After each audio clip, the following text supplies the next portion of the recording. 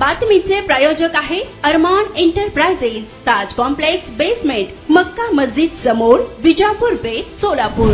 पंढरपूर येथे सुरू असलेल्या धनगर समाजाच्या उपोषणाला खासदार प्रणिती शिंदे यांनी भेट देऊन विचारपूस केली आहे।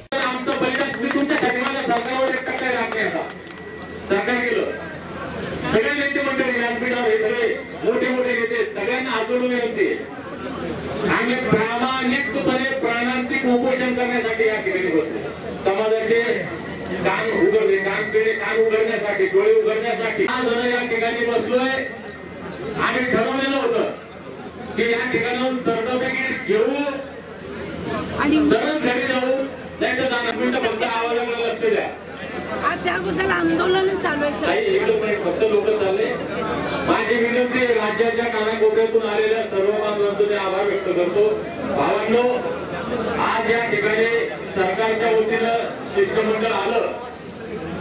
उद्या त्यांनी मी महाराष्ट्र राज्याचं म्हणते, कारण का एकंदरीत लोकांचा रोष बघून प्रत्येक धनगर आरक्षण असेल, मराठा आरक्षण असेल, पाणीपट्टीची वाढ असेल, एकंदरीत शेतकऱ्यांचे होणारे हाल आहेत त्या संबंधित, आणि ते सगळे गोष्टी जर बघितल्या, शिवाजी महाराजांचा पुतळा आज त्या ठिकाणी उद्ध्वस्त होत आहे, महिलांवर होणारे अत्याचार, समाज वेगवेगळ्या समाजामध्ये एक तणाव निर्माण करण्याचं काम जे हे सरकार करत आहे। लोकांना कळून चुकलं आहे आणि नक्कीच आज बघा ड्यू होते ते इलेक्शन पण पुढे ढकलण्याचं काम, चुकीचं काम हे सरकार करत आहे।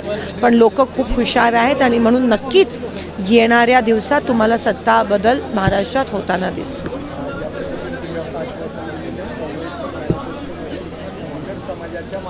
माझ्या लोकसभा मतदारसंघात ज्या बांधवांनी मला भरघोस मतदान करून निवडून आणलं, मी त्यांना शब्द दिला होता की पहिला आवाज जो माझा लोकसभेत जाईल तो आरक्षणाचा असेल, दुसरा शेतकऱ्यांचा असेल, आणि तो शब्द पाळला आणि धनगर आणि मराठा आरक्षणाचा विषय हा मी लोकसभेत घेतला आणि शेतकऱ्यांचा जी पिळवणूक या सरकारकडून होत आहे त्याचा देखील आवाज, आणि हा लढा आहे। आम्ही नाण्याचे एकच सगळे बाजू आहोत आणि ह्या लढ्यात आमचा काँग्रेस पक्षाचा, माझा वैयक्तिक काँग्रेस पक्षाचा वरिष्ठ आणि महाराष्ट्राच्या नेत्यांचा सगळ्यांना साथ आहे।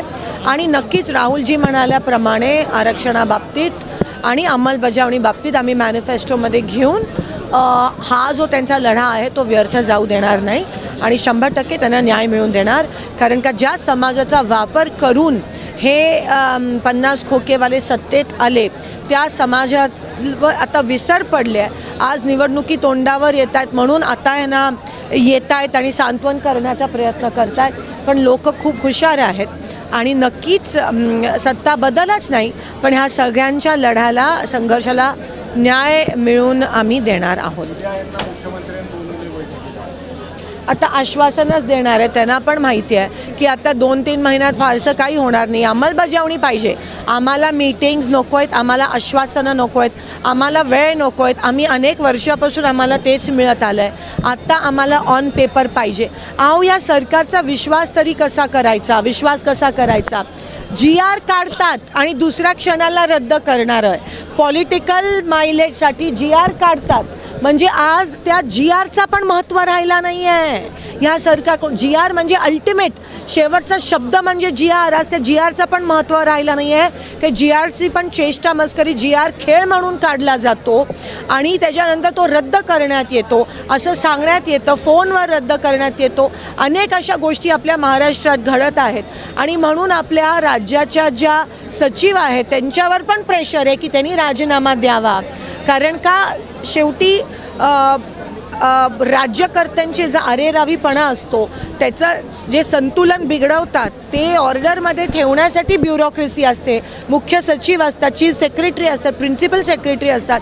आज त्यांच्यावर ॲडमिनिस्ट्रेशनवर पण यांचा एवढा दबाव आहे, GRचा असेल, कोणत्याही गोष्टीच्या नोटिफिकेशनचा, आश्वासनांचा, शब्दांचा काही महत्त्व ह्या निगरगट्ट सरकारला राहिला नाही।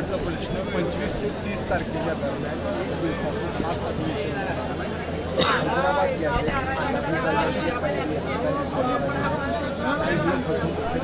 ही पण फसवणूकच वाटते. मागच्या वेळेस 1 दिवसाचं अधिवेशन झालं मराठा आरक्षण आणि विरोधकांना बोलू दिलं नाही. जेव्हा आम्ही उठलो तेव्हा स्पीकरनी सांगितलं आता हा सभा तहकूब झाली. तर ह्याच पद्धतीत ह्यांच्यासोबत ही खेळी खेळण्यात येणार आहे. कुणीही गाफील राहू नका. ही फक्त फसवी ह्या महायुती सरकारचीच आहे. सोलापूर शहरात विविध प्रकारचे अत्तर, perfume, massager, hair dry, important goggle, important watch, नवीन गॅझेट मिळण्याचे एकमेव ठिकाण अरमान एंटरप्राइजेस. आमचा पत्ता ताज कॉम्प्लेक्स बेसमेंट, मक्का मस्जिद समोर, Vijapur west, Solapur. Proprietor doctor Mohsin Bagwan. Contact 9922 55 9711.